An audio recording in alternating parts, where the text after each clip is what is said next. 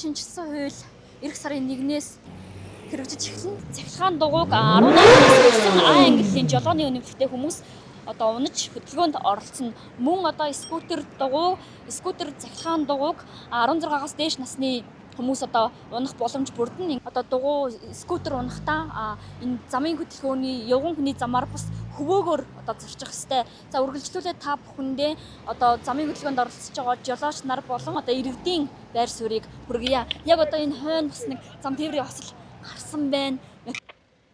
Дуудлага өгсөн юм уу та? Дуудлага өгсөн юм уу? Өгсөн чинь босч ирчихгүй. Яах гэж энэгээр явсан гэж загнах. Өмөрөө. Яг сая юу тэгээд ууг нь энэгээр яг одоор хэмжсэн юм уу? Одоор хэмжсэн юм. Яг энэгээр гарсан явж ирсэн. Тэгээд Хотын цагаан зураас хэмжсэн юм да? Үгүй энэгээр арцсан ингэ явж ирсэн. Яг урдуур нь гарсан байсан би. Урдуур нь гарсан байсан юм. Тэгсэн чинь гарч ирээд ингэ мөргөчөөд би ядаж араас ирээ мөргөцсөн юм да? Хаа яаж байгаа юм бэ? Бодоостай явчихгүй. Ядаж буугаад босоод өргөцсөн байна уу да? Айгүй. Би ядаж рууган босоод босчихсон чи яадгүй. Бэлтгэж байна уу? Айгүй. Англилтэй юу? Энэ шал болсон байж тээ. Авах гэж явсан бэ? Би яам авах гэсэн. Яам дээр ажилтаас. Ер нь жолооч нартай анхааруулж юу гэж хэлмээр юм. Анхаарал болгоомжтой жолоогоо бариач. Ганцхан машин биш явган хүн мотоцикл зөндөө явж байгаа. Тэгээд бол утсаа бүтээ оролдооч. Ганцхан асуулт тархан тодруулга авчиад хөө. За. Сая юу болов хаа? Би нэгдүгээр игнээгээрээ чигээр явж байна. Моцикл хажуутлаар орж ирээ шүргүүлчихлээ. Чи ахахаа игний хардаа нэгдүгээр игнээд би хаашаач иргээгүй. Наад явж байгаа хүн чинь явган үнийн дасгай зураасаар цагаан зураасаар чигээр явжсэн багхгүй юу? Сайн байна уу? Тэгэхээр моцикл ер нь хэдэн жил унж замын хөдөлгөөнд оролцож байна? Сая 18 настайгаас хойш одоо 4 дахь жилийн моцикл хөдөлгөөнд оролцож байна. Ер нь надад аюулгүй байдал дүрмээ хэр баримталдаг вэ? Ер нь замын хөдөлгөөнөө дүрмээ баримтлаад хөдөлгөөнд оролцсон зүгээр гэж бодож байгаа. Тэгээд замын хөдөлгөөний дүрмэнд юугаа заагаад өгсөн байна. Тэрний дагуу игнээ байраа эслээд явах хэрэгтэй. Хамгаалах малгай бүрэн зүгээд хамгаалах хугацаа бүрэн зүгөө явах хэрэгтэй. Тэгээд ангилтай байх хэрэгтэй. Тэгээс бүрэн бүтэн байдлыг хангаж хөдөлгөөнд оролцох хэрэгтэй гэж бодож байгаа. 4 жил гэхээр урт хугацаа байна тий. Энэ хугацаанд ер нь одоо жолоочийн буруу ч юм уу эсвэл өөрийн буруугаас болж одоо гэмтэж бэртэх тийм зүйл юм тулгарсан. Саяхан жолоочийн буруугаас л одоо гэмтсэн байгаа л да. Одоо эдгээд арай гүйс тэтгээгүү явжлаа 6 сар ихээр нэг тээврийг давхар зураас авч орж очиж мөргөөд тэгээд хөлөө гэмтээсэн байсан. Тэгээ одоо 20 гаруй тийм 20 гаруй хоног хугацаа өнгөрөөд гипс авахуулаад өнөөдрөөс чиглэлч зүгээд ингээд моцоглоо хугацаа унж байгаа. Тийм яасан. Хөл хугарсан. Тээврээс давхар зураас авч орж мөргөөд зогсоод амжихгүй очиад мөргсөн. Тэгээд бар бол хугарсан шагаас гэрээ. 20 гаруй хоног гівчж байгаа. Өнөөдөр гарч идэл явж байна. Ер нь бол замын хөдөлгөөний дүрмээ баримтлаад хөдөлгөөнд оролцоод ийм асуудал гарахгүй байх байсан л та. Тэгээ буруутаж жолоочийн үйлдэлээс болоод замын хөдөлгөөний дүрм зөрчиж орж ирээд мөргөлцснээс болоод би ингээ хохирсон. Тэгээ бос жолоочтой ч гэсэн анхааруулж хэлээ замын хөдөлгөөний дүрмээ баримтлаад хөдөлгөөнд оролцоосоо гэж уриалмаар байна. Тийм. За яг энэ скутер яг олон улсын стандартыг юу заасан сайн мэдэхгүй л байна л да.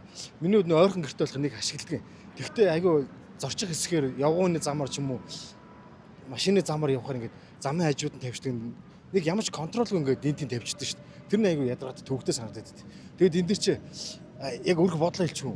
Энэ ингэж идэв шүү дээ. Одоо жишээ нь машинтай мөргөлдөх юм уу хүнтэй мөргөлдсөн тохиолдолд яг араас нь гарах эрсдлийг хаанаас хэн хариуцсан тодорхойгүй.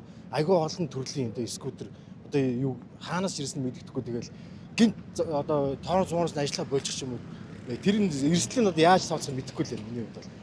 Нэг хэрэгтэй хүмүүст нь хэрэгтэй л надад бол нэг төдийл хэрэгтэй биш санагдав юм аа. Тэгэхээр бас одоо яг гэмтэж бэртэх ч юм уу тийм тохиолдол ер нь байдаг л ах тийм ингээд удмаар халахад. Тий яг миний хувьд яг өөр дөр жишээ авахд бид нар чинь одоо явган хүний замаар явах гэсэн шүү дээ тийм ээ. Тий.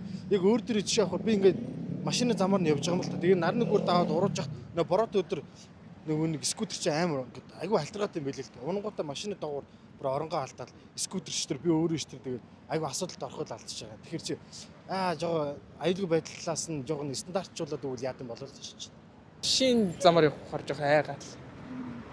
Дугуун замгүй газруудаар яаж явж гин? Эрсдэлтэй зүйл байна уу? Тэгэл машин зам руу орол явдаг шүү дээ. Нөө нэг хажуунаас дайрч шахаж байхад байдаг хөө. За сайн байна уу та. Тэгэхээр хотын төвөр одоо яг энэ явган хүний замаар алхахад ер нь тулгамддаг асуудал юу вэ? Одоо бас уран талааны цаг ирсэнтэй холбоотойгоор сураа, скутер, мопед ч юм уу ингээд явган хүний замаар явах нь хэлбэг байна тийм ээ. Ер нь хүндрэлтэй байна уу? Тэр угаасаа хүндрэлтэй л дээ. Нэгдүгээр тийм чинь явган хүний замаар явж болохгүйгээ дөрөмдөө хилцсэн байгаа тийм үү. Тэгээ энэ хүүхдүүд чинь дөрвөө нэг сайн мэдэхгүй шүү дээ. Нэг хоёрдугаарт машин зам дээр машиныхаа баруун гартлын игнээ хөвөөг бариа яваач гээд зурагт ариад байгаа шүү дээ. Замын цагт гаш анхааруулдаг шүү дээ. Тэгээ яг үнэндээ бол тэр хэрэгжихгүй. Одоо тэр хүүхэд хэд л энэ явган хүний гарцаар гарахтаа энийг түрж авах хэрэгтэй дөрөмдөө. Ундаг дуугч ялгаагүй. Тэгэхэд бол одоо яг явган хүний гарсан дээр та нар харж ингээл зогсож шүү дээ. Одоо наад чинь ингээ явган хүнтэйгээ баг мөргөлтөн заяа. Явган хүний зам байтугай явган хүний гарцан дээр баг машиндаа биш эдэрт мөргүүлчих гээд шүү дээ.